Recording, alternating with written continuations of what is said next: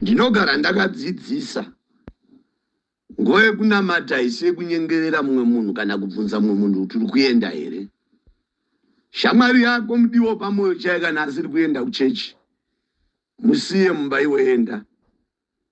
Kunamata zvakavana nekufa, unozoendera wega kudenga. Nhazi china vanhu ngatiende tinobata nguva dzekunamata kumasowe. Hozana dzedu ngadzisumuke dzakavirikana. Hozana yekutanga sabata panhatu tiri Christians.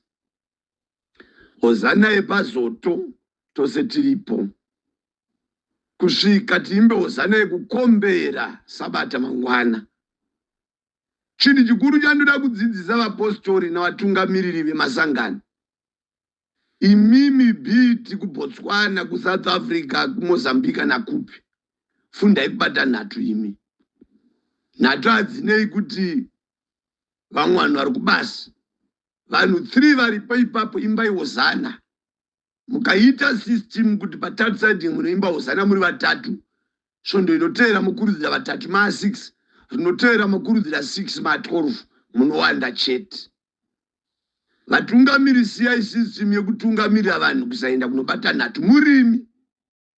Vanhu havatoita shungu yekuenda kunhatu because imimi munenge musviko. Ndea munobata nhatu. Mabata nhatu katsika kenyu kongoti mabata nhatu hamugoni kuvesa moto kumasowe kugarako, hamugoni kupita matende. Kungabata nhatu tumota mve, madzokera kumba kunodyira kumba. Vanonamata chaiyo siyai tsike kudzokera kunodyira kumba musi wechina. Vakadaidzwa vakadavira chaiwo, vanobuda kumba baba nevhanhadzi mai vavo netende nemapoto avo vonopicha kumasowe gara kumasowe. Vanobika sapa kumasowe, vanobika breakfast chishanu kumasowe. Vakadaidzwa vakadaira chaiwo baba James, baba Alex, vanobuda mumba kuma past 2, past 1 voenda kumasowe. Vanobata nhatu kumasowe. Adzimai vavo kana kuti vazondesi vavo vanotopicha tende apo, votobika chikafu chokudya chemutungamiriri, vodya sapa, vobata pfumbamwe. Batai pfumbamwe, mubatidze zoto nepfumbamwe. Endai pazoto nepfumbamwe, dziyai zoto nepfumbamwe. Fundai vatendi venyu kugara pazoto. Kwete ngoti nguva diki mutende agara pazoto obuda akwenda kunorara. Nguva diki agara pazoto aenda motokari. Siyana netsika iyoyo imi varume imi mumaguta matiri Harare, South Africa, Mozambique kana kuBotswana. Hapana munhu anokosha kudarika Jehovha Mwari. Iyo tsike kutanga mamborara motikari mozomuka muchikanyaira kunge munongoni 78 muchiuya mazo makaiwana kupi. Endai pazoto nevamwe. Kana Gabriel nikakudzwa usipo, ienda unonamata maawa 3. Mutendi varira kugara pazoto maawa 3 maawa 2 uripo ukudze Mwari. Ati unoona zoto chibatidzwa na pasi 11. Unoona hosana chimbwa na pasi 11 pazoto. Vanhu vosunungurwa na 2 wanzi vakuenda kumabasa. Muri kuiteiko?